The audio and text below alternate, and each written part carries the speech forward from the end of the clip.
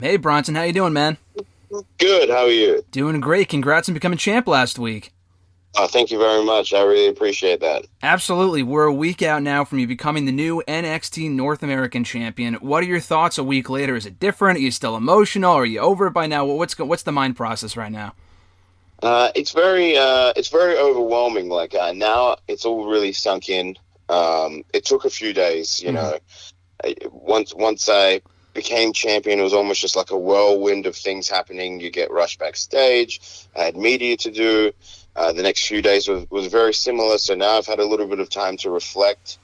And now that have sunk in that I am North American champion, I just want to be the best North American champion I can be. How different is life now than it was a week ago from, last Monday, right before he became champion? Like you said you were busy doing media, all this other stuff. Have you had a chance to really allow that champion lifestyle to sink in, or is it really just kind of the same, which isn't a bad thing either? I think it's not too much different, to be honest. Mm-hmm. All that is different is now that I am more wanted. I guess I have a target on my back with the people who also want to be champion, but also I know tomorrow night I'm going to be busy. Yeah, definitely. And the cool thing about the title one was that it fell, like you said last week, on the 14-year anniversary, right, of your wrestling debut? Yeah, correct. That stuff. You can't script that stuff. Like sometimes those things are just fate. It's amazing because that would have to mean that you would have to, again, lose a takeover. You got your first opportunity to take over. You fell short then. You get the rematch on TV. And not only is it like the same week, like NXT would have to move to Tuesdays to make that happen on the exact same day. Like, how perfect is that? Yeah, exactly. I only really came to realization um, like the weekend before that was my 14-year anniversary. Mm-hmm. And my wife reminded me. She's like, "Oh, did you realize that 14 years ago was your first match?" And then the day before, I was like, "You know what? This is something that we need to speak about." And then you got to see that on TV, me speaking about that before the match I actually had with Johnny. I'm glad you did because it's crazy because as soon as you said that in the promo that you cut earlier on in the show, I'm thinking to myself, how is this not said ahead of time? Like, because the match was advertised a week out, so you're thinking, how is this not said in advance? But it made that moment that much cooler, like you said, to have known that you made your debut 14 years earlier. So in those 14 years, you mentioned you always wanted to be a champion in WWE. Growing up, Yeah. getting into the business, wrestling for 14 years, do you think to yourself, this is what I want to do when I become champion, when, I win a championship in the WWE? Like, for example, I will have the championship title sitting next to me on the couch, like when I'm watching Netflix at night or something like that. Did you have one of those moments going into that moment when you became champion last week? I think so. Like you envision these things, and then sometimes you do have that doubt in the back of your mind, especially with my career, the journeyman career I've had to get to where I am. Mm-hmm. Sometimes I wasn't even sure if I'd make it to WWE, let alone become a champion. And then once you're in NXT, it is also another climb. Again, you have to be sure of yourself and work your way up the ladder. And now that I've had it, I brought the title back home, and I have sat on my couch with the title behind me with my cats. Hey, that's all that matters. That's exactly what it's all about. Has there been Yeah. any cool piece of feedback? Obviously, you had your wife right there when you won the championship. We saw that great video. I think it went up on the website, WWE's YouTube channel, of you guys just celebrating the moment, which was awesome. When you go to the back and you check your phone, check your Twitter, Facebook, whatever, Instagram, what's like the coolest piece of feedback you get? Because I saw obviously Rhea Ripley reached out, Keith Lee put up something publicly, which was awesome. What was like the biggest piece of feedback that really got to you? Um, I think it's just there was so many. I've always prided myself on being someone that is a good person backstage. I've loved this business so much that I want to be able to be that backstage. I want to be able to be a locker room leader, and then to see when I won the title, just the outpour of positivity from not just um, fans, but also from a lot of people involved in the business. That stuff means a lot to me because it means what I want to do is happening and I am doing it. I had people like Finn as well tweet. Mm-hmm. Who was within NXT, but then I had, like a message from Mark Henry and D'Lo Brown. These are guys that I watched as a kid. Mm-hmm. So that stuff means a lot to me. That's super cool. Like, imagine growing up watching these people, and then they're the ones texting you when you win a championship. Like, that's just incredible. Yeah, You know, it's yeah. amazing. It's surreal in itself that I get backstage and the first people I see are Shawn Michaels and Triple H, and they hug me and congratulate me, and that stuff as a huge wrestling fan as a child growing up, like is stuff that you can dream about. Yeah, definitely. I mean, you said it right there. It's surreal. Like, you've been here on the television show. You've probably been here for a little bit longer, for about 2 years now. Like, to seeing Triple H Yeah. and Shawn Michaels when you go backstage, did that get any less surreal for you? At times it does. Things you get used to people and accustomed to them, but Mm-hmm. then every now and again, like I can be sitting there or just looking at them, and I'm like, oh, that's Triple H, that's the King of Kings, that's Shawn Michaels, that's the Heartbreak Kid. He's Mr. WrestleMania, and he's teaching me things about the business. Like it's really incredible. That's incredible. I mean, so just kind of talking about that, we go back 2 years from when you first arrived on the NXT television show. I think we spoke about this the last time we talked, but the breakout tournament, Yeah, I have such fond memories of that tournament. It was such a great way to kind of, debut you and so many other people that we're seeing on the show right now. Dexter Loomis, Cameron yeah. Grimes also was a part of it, Isaiah Swerve Scott, and so many others. What would you tell the Bronson Reed of today? To tell the Bronson Reed, I'm sorry, of 2019, what would you tell him from your experience today? I just tell him to keep doing what you're doing. I came in with that mindset that obviously I want to become a champion, but I just got to work hard and work my way to that. I've never had the easy route, I Mm-hmm. guess you could say. I've never been someone to just come in and then all of a sudden be a champion or anything like that. Like, it took me 14 years to get to there. So, I just know that if I work hard, eventually the benefits will come. Absolutely, and having a great championship reign from this point forward has got to be the next goal. I mean, you kind of mentioned that earlier, just kind Yeah. of being that workhorse champion. I saw that you posted last week that you kind of want to emulate your title reign after Rob Van Dam is ECW television champion after that WWE Icons doc dropped, which I completely agree, because that was one of those great kind of reigns that lasted 2 years, and he was really kind of the Exactly. workhorse of that company. Along with Rob Van Dam from ECW, is there another champion that comes to mind growing up a lifelong fan, like a certain intercontinental champion or a United States champion that kind of had the same role that you have now, that you want to kind of follow in their footsteps, so to speak? Yeah, I think so. RVD is definitely a big one. I was a huge ECW fan, and I Mm-hmm. think what he did for that television title was elevate it to, arguably the fans could say that was the title that they wanted to see Mm-hmm. defended on the night. And that's what I want to do. I have no ill will to the NXT champion, whoever it may be, after tomorrow night. But I want to be the one that people are going, that's the championship match I need to see. Yeah.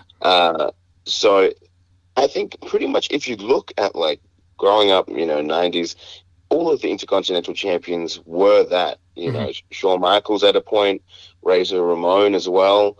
Those are the guys that I'd watch, and I feel like would hold the show to a standard. Mm-hmm. Absolutely, and it's kind of the championship that sets the stage for the rest of the show. And whether it be the opening match or the main event, as we saw last week when you won the championship, that's kind of the title that kind of sets the tone for the show. So it's going to be cool to see kind of follow in the footsteps of all the people that you just kind of mentioned, RVD specifically, especially coming off the doc dropping last week. But it's also cool right now to kind of realize we got that photo about a month ago with Rhea Ripley, Bianca, and Raquel all celebrating their championship wins, and also kind of Yes. involving Rhea Ripley with that. Rhea Ripley, yourself, Indy Hartwell, all Australian natives, all champions right now in WWE. I think that's got to be the first time that's ever happened where three Australians have held championships at the same time in WWE. Yeah, I think so. And, that makes me really proud as well. I'm a big advocate still for the Australian wrestling scene. And it was my goal not to just get to WWE and NXT and be the best performer that I can be, Mm-hmm. but also to let people know that we have a growing scene in Australia, so much untapped potential and so much talent that, I think you're going to see more champions from Australia in the future. Oh, definitely. This is only just really the beginning. With things kind of dying down now, have you been able to get a chance to maybe not go back to Australia, but do you have plans to go back and visit family or stuff like that at some point? I hope eventually when I can. I do miss a lot of my family, so I do want to get back there. I haven't had a chance to visit there, recently, but luckily with with things like Zoom and FaceTime and social media, I'm able to keep up with not only my family, but I used to coach wrestling in Adelaide. So there's a bunch of wrestlers that I still try to impart some of my knowledge to back home. What's like one aspect of Australia that you miss, having not experienced it in a while? To be honest, it's meat pies. So, food that we have back home that's very, very just a regular thing. You can go anywhere and find like a bakery with meat pies, such as Joel's pasties. They're very famous everyday foods in Australia, and they don't have them, well, at least not in Orlando. So that's what I miss. Oh, no, definitely. I actually haven't been there in like a decade. I went there once as part of a school trip. I went to Sydney, Cairns, Melbourne. It's such a great country. Oh, wow. Yeah, no, it was amazing. And I had family just visit there literally like a month before the pandemic started. So that was like their last vacation, and they really, really enjoyed it. Kind of on that subject, though, for someone who has never visited Australia, what is like one place that you would say, listen, you got to go here. You have to experience this? Well, I am from little old Adelaide, which is a smaller city in Australia. Yep. And obviously a lot of people go to your Sydney, Melbourne's, the bigger destinations, and they're great. But if I could tell anyone, I tell them to visit Adelaide because there's beaches that are nicer than anywhere else in the country, in my opinion. The people are super nice. The city where you can do some shopping is really nice. It's just a nice city to visit. Nice. I got to make that my next destination. I've never been to Adelaide specifically, but yeah, Australia is such a great country in general, and thankfully things with everything kind of open up again. That's going to become a possibility again at some point. But going back to NXT North American Championship, I know you had made this your goal to win it last year in 2020, along with a few other goals, wrestling Samoa Joe and being in the Andre the Giant Memorial Battle Royal. Having won that championship now, a year later, you got that goal. Is it already on to the next goal for you? I mean, actually going before that, going back a bit, having not won it last year, you were like, okay, I didn't win it this year. Is it already on to the next goal at that point, or did you still have your sights set on the NXT North American Championship?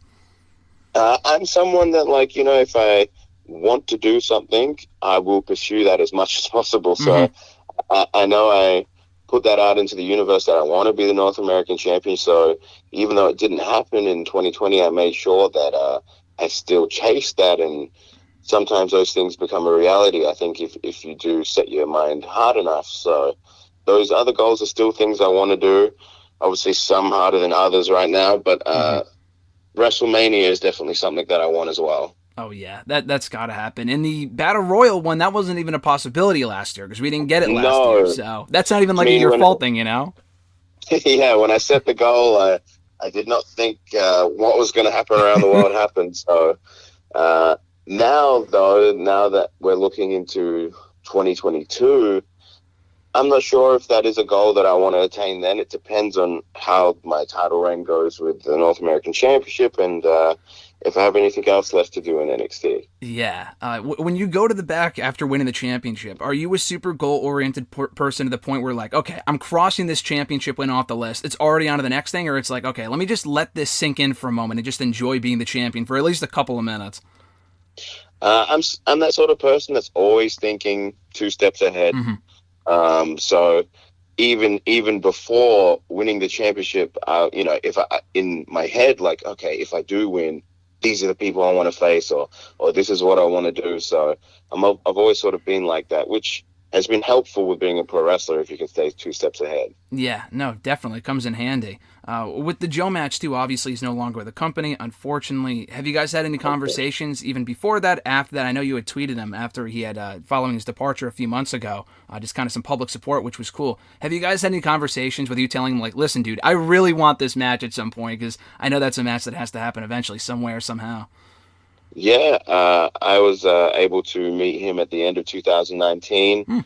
I was a big fan of him as a teenager. So growing up as a kid, I pretty much just watched WWE and WCW. That's all I really watched. And then as a teenager, I was exposed to independent wrestling, and Samoa Joe was the man at the time. So he heavily influenced me into my early ages of wrestling. And even now, like, you can see there's an influence of him when I do wrestle. Yep. And then when I met him, I said, hey, we got to have that match. And he was all for it. So hopefully sometime it happens. Yeah, hopefully some point down the road. Now that you are the NXT North American champion, you kind of alluded to this a little bit earlier. Have you? You have got a target on your back now as the champion. Everyone's gunning for that title.